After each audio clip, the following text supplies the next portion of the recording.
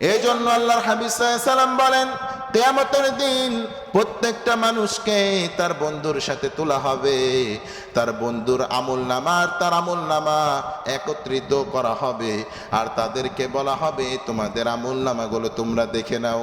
তারা দেখার পরে বন্ধুর আমলনামা, বন্ধু দেখার পরে এক বন্ধুকে যখন জাহান্নামের দিকে নেওয়া হবে, ওই বন্ধু বলবেন, আল্লাহ, যে গুনার কারণে আজকে আমাকে জাহান্নামের মধ্যে তুমি দিলা রে আল্লাহ, আমার সাথে এই বন্ধু এই গুনাহ করেছে, তাকে কেন দিলা না? আল্লাহ, আজকে ইনসাফের বিচার তুমি করতে চেয়েছো, তুমি বলেছো ওয়ামতাজুল ইয়াউমা আইয়ুহাল মুজরিমুন, আমি কংহারিয়াতের রূপ ধারণ করব, আমি আহকামুল হাকিমিন বিচারপতি হব, আমি সত্য বিচার করব, আমি রায় দেব সত্যের পথে, সঠিক রায় দেব। আল্লাহ, যেই গুনার জন্য আজকে আমি জাহান্নামে চলে গেলাম, আমার বন্ধু সেই গুনাহ করেছে, রব্বুল আলামিন আজকে আমার বন্ধুকে এই গুনার জন্য আমার সাথে জাহান্নামে পাঠিয়ে দাও। আল্লাহ ওই দিনে কোনো কথা ছাড়াই দুইজনকে বলবেন, go to the hell fire, জাহান্নামে চলে যা, কোনো কথা নাই, জাহান্নামে চলে যা। সে বলবেন, আল্লাহ তুমি তো আমারে মাফ করছিলা, আবার কেন দিচ্ছ?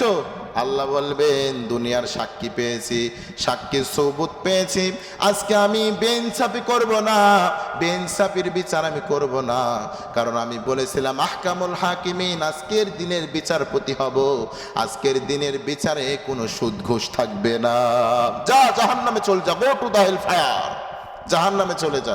তাহলে মানুষ বন্ধুর কারণেও জাহান্নামে যাবে, নাউজুবিল্লাহ পড়বেন না। এরপরে মানুষ বলতে থাকবে, আল্লাহ, আমি যদি তোমার এবং তোমার রসুলের পথকে অনুসরণ করতাম, আতিউল্লাহ আতিউর রসুল, আমি যদি তোমার পথ আর তোমার রসুলের পথ অনুসরণ করতাম, তোমাকে এবং তোমার রসুলকে অনুসরণ করতাম, আমার জীবন তো বদলে যেত।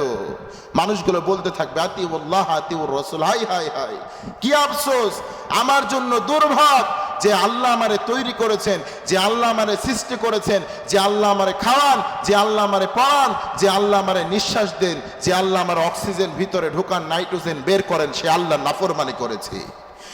যেই নবী ইসলাম আনতে যে এত কষ্ট করেছে, শরীরের রক্তগুলো জমিনে ঢেলে দিয়েছে, মৃত্যুর মুখ থেকে বিশ্বনবী ফিরেছে, উহুদের ময়দানে বিশ্বনবী দাঁত ভেঙেছে, বিশ্বনবী শক্ত খাবার খেতে পারে নাই, সেই নবীর পথ আতিউল্লাহ আতিউর রাসূল।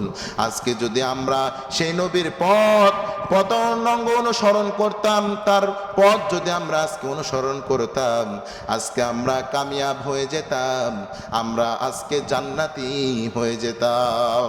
মানুষগুলো বলতে থাকবে এই কথাগুলো, বলবে এই কথা, মনে পড়বে এই কথা। আল্লাহ রসুল এমনি বলে না এই কথা, এই উদ্ধৃতি এমনি দেয় নাই। মৃত্যুর পরে মানুষগুলো এই কথাগুলো বলতে থাকবে, হাই হাই, যে আল্লাহ আমারে তৈরি করলো, যে আল্লাহ আমাকে মুখ দিল, যে আল্লাহ আমাকে নাক দিল, যে আল্লাহ আমারে কান দিল, যে আল্লাহ আমার শরীরের স্ট্যাটাস গুলো সেট আপ করে দিল, সে আল্লাহরে আমি কেমনে ভুলেছিলাম। আতিউল্লাহ আতিউর রাসূল, সে আল্লাহরে কেন আমি অনুসরণ করিনি, সে আল্লাহর কথাগুলো কেন আমি মানিনি? আল্লাহ বলছেন, নামাজ পড়ো, রোজা করো, হজ করো, যাকাত দাও, আমি কেন এগুলো মানি নাই?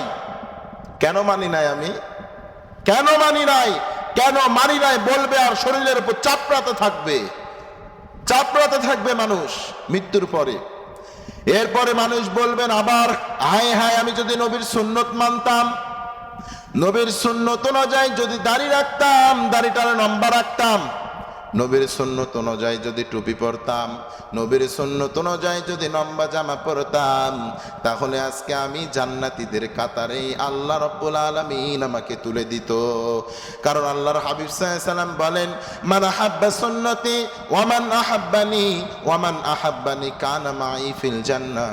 যে ব্যক্তি আমার সুন্নতকে ভালোবাসলো, আমি মুহাম্মদ সাল্লাল্লাহু আলাইহি সাল্লাম তাকে ভালোবাসবো, আর যে ব্যক্তি আমার সুন্নতকে ভালোবাসলো, সে যেন আমাকে ভালোবাসলো, আর যে ব্যক্তি আমি মুহাম্মদকে ভালোবাসলো, জান্নাতে আমি তার সাথে থাকবো।